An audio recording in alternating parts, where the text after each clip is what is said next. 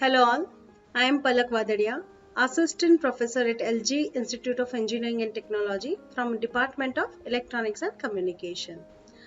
Today we will discuss the unit that is Python decision making and loops.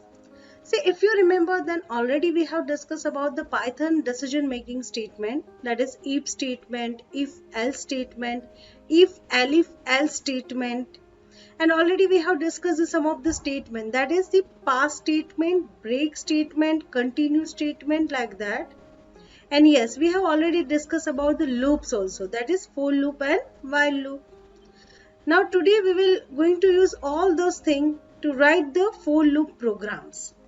So let's discuss our program number 1, that is write a program to generate a new list in which each item is a 2-item list with the string from the corresponding position of list 1 and the integer the corresponding position of list 2. Some precondition is given to us, that is the length of list 1 that should be equal to the length of list 2. Now the test data is, consider the list 1 is ABC. List 2 is what? It's 1, 2, 3. Now I want to combine these two lists, that is A with 1, B with 2 and C with 3, like this. Here A with 1, B with 2 and C with 3. Now let's write this code in a PyCharm. Now as we discussed, first I require the list 1. So I'm just taking list 1, that equal to just A, then B. Here you can take string also, then it's a C. And then I'm just writing the list 2, that is list underscore 2, that equal to some integer number, that is 1, 2, 3. Now I know I want to combine these two lists. So that is combined in the list. The name of that list is what? Is the pairs. And I'm just initialize that as a empty. Now I will use the for loop, that is for I in range. If you remember, then already we have discussed this range statement. Then range of what? It's the length of list underscore 1. So what will happen? See, the first, this length of list 1 is calculated. The length of list 1 is what? Is it 3? And when the range 3 is executed, that means it generate the number that is start with the 0, 1 and 2. It will not include the last number. That is what? It's a 3. Now in place of list underscore 1, you can also write the list underscore 2 because the length of list 1 and list 2 are equal. Now next, it's very simple. See, first of all, what will happen? I is what? Is a 0. So list 1 of 0 that we want to combine with list 2 of 0. So simply I can use like this, pairs dot append, and then it's what? It's list 1 and which character I want? That is 0. Index is what? That character index is what? It's a 0. Similarly, I want to just append, that is list 2, and again which index number? That is I, that is 0s. Alright, and then simply I want to print pairs. Now let's see what happened while we run this code. Here when we run this code, what will happen? Like A1, B2, C3. As such, there is no group, that is A and 1 is a one group, B and 2 is a second group, and C and 3 is a third group. Actually we want like that. Then see, some modification required in existing code, that is here you have to define another list. For example, I'm just taking the new list and I also initialize that with the empty. Now instead of pairs, first of all I will append this into the new list. Here also I will append this into the new list, and then I will append this new list in the pairs. So pairs dot append, and here it's a new list. Now let's see what happened. Run and run test. See, actually we want like this. Right here it's a A1, B2 and C3. Now let's debug this code. First of all, we have to apply some point over here and then run.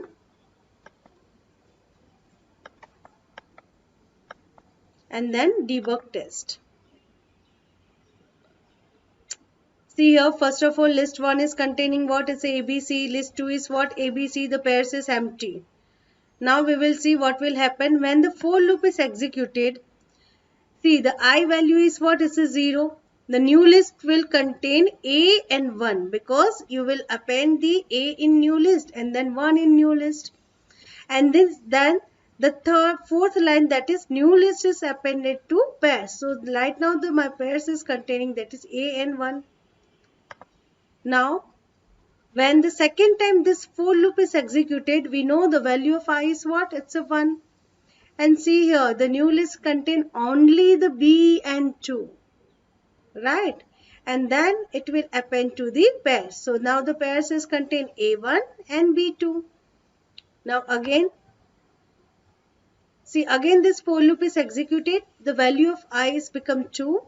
Now this time, yes, we know that the new list will contain what? It's a C and 3. Now this new list is append to the pairs. So now my pairs will contain A1, B2 and C3. Now after that, see, the execution is over. It simply print the pairs. Right? So I hope this execution is clear. Now let's discuss the program number 2. That is, write a Python program to read the 3 numbers, that is A, B and C, and check how many numbers between A and B are divisible by C. That means, see, the test data, for example, if we enter A equal to 5, B equal to 15 and again C equal to 5. So what we have to find out? We have to find out the numbers that is in between 5 to 15, how many numbers that is divisible by the C. So in my case it's a 5. So we know that the 5 is divisible by the 5. So yes, output first is what is the 5. Then 6 is not divisible by the 5. So we will not consider 6. Same as 7, 8, 9 and 10. But yes, the 10 is what is divisible by 5. So we will consider 10. Then 11, 12, 13, 14, that we will not consider. But yes, the 15 is what is divisible by 5. So we will consider 15. Now let's write this code in a PyCharm. So first, I'm just taking the variable that is A, then it's integer, and then user will input the value of A. So I'm using the command that is input, and here enter the lower limit. Then I'll just use the variable that is B, it's int, and again input, and here I'm just using command that is enter the higher limit.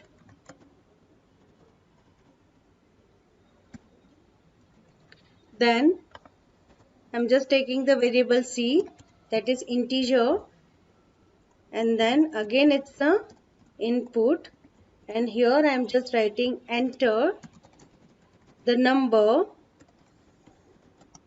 to be divided by. Okay, and then simply I'll use the one for loop, that is for I in range, and here I am using, that is, I have to see, I want to define the 2 argument inside the range, that is, one is the start, another is what is a stop. So I know I want to start with the lower limit. So my starting limit, my starting point is what? It's a A, and I want to finish at what? At a B. But you know very well, in the range, it will not include the last number. So it will not include the B. If I want to include the B, then here I should write B plus 1. Alright, if I write B, then it take all the numbers, that is A, then some higher than A, then like. But it would not consider the number B. And here simply I just put a one condition, that is if I, okay, the first number, that is our lower limit, I, it is divisible by what? It's a C. Yes, if it is a divisible by the C, that means what will happen? Our remainder will become what? It's a 0. So simply I modulus of C, if that is equal to 0. Now we know that it's what? C is what? The number that we want to divide. Then simply we want to print that number. So I'm just writing print, and that is what? It's the I. Now let's see. Run and then run test. So first I'm just entering 5, then it's a 15 and it's a 5. So yes, the output is what? It's a 5, 10 and 15. If I enter like this, see. Again if I run this test and if I enter 2 and then it's a 12 and then it's a 2. Then the number are what? 2, 4, 6, 8, 10 and 12. So I hope this code is clear. Now we will discuss the program number 3. That is, write a program to find the LCM of two numbers. That is, if first number is 5, second number is 3, then we know that the LCM is what? Is the 15. Now let's write this code in a pie chart.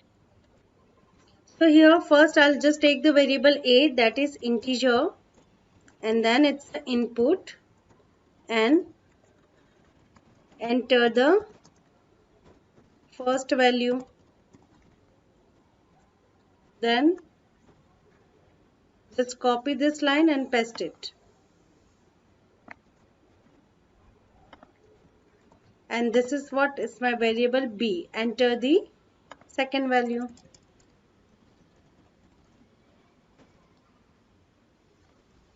Now here we want to check one condition. If a is greater than b, then we will take another variable, that is, for example, it's a minimum.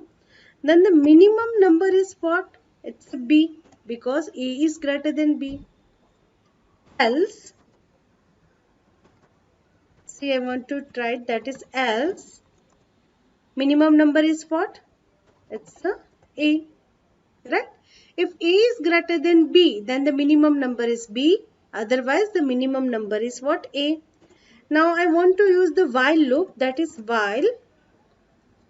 Here I can write while true. That means this loop is executed. This condition is always fulfilled or is always correct. True. Then here if that is minimum, that is divided, or we can say modulus with the a, and if it is a 0. Alright. And minimum modulus b, if it is a 0, then print simple, that is LCM is minimum. Otherwise, what you have to do? You have to increase your minimum number thereby 1. First of all, when we print, we just break it, and here minimum, that equal to minimum plus 1. Now let's see what this while loop will do. See, first of all, whatever the minimum number is there, it is simply modulus with a and b. If it is divided by a and b and remainder is 0, that means what? That is our LCM. And then simply we want to break this loop. Otherwise, we want to increase this minimum number. First of all, we run this and then we will see the execution. First, if I enter 2 and if I enter 3, then the LCM is what? It's the 6. Yes, it's the correct answer. Now let's see the execution of this code, how the code will execute. See, first of all, user will enter this 2 number. So in place of A, what we have? In place of A, we have a 2. And then in place of B, we have a what? It's a 3. Right? So here it will compare. 2 is greater than 3. No. So our minimum number is what? It's a A. Our minimum number is A. So here minimum that equal to what? A. And A is what? It's a 2. Now this loop is always true. So minimum, that is what? It's a 2. 2 divided by 2. Yes, that gives the remainder 0. But when you divide 2 with the 3, no, remainder is not 0. So this condition is not satisfied. Here you see it's a AND operator is there. That means the both conditions should be fulfilled. So that condition is not satisfied. So the body of if will not execute it. It's simply minimum that equal to mean plus 1. So now the value of mean is increased and it will become what? It's a 3. Alright. So here 3 modulus of 2. That is not equal to 0. But 3 modulus of 3 is equal to 0. But out of 2, one condition is not satisfied. So again the body of if will not execute it. Simply it will increase the number. Likewise it's a 4, 5 and then 6. When the 6 will come, see the 6 modulus of 2 that equal to 0. Yes. And here what will happen? 6 modulus of 3 that equal to 0. Yes.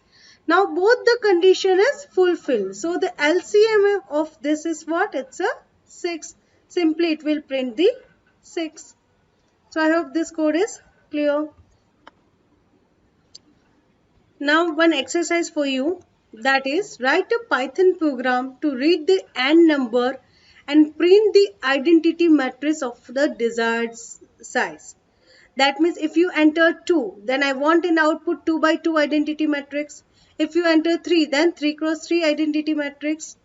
You just try it. We will solve this exercise in our next session. Thank you.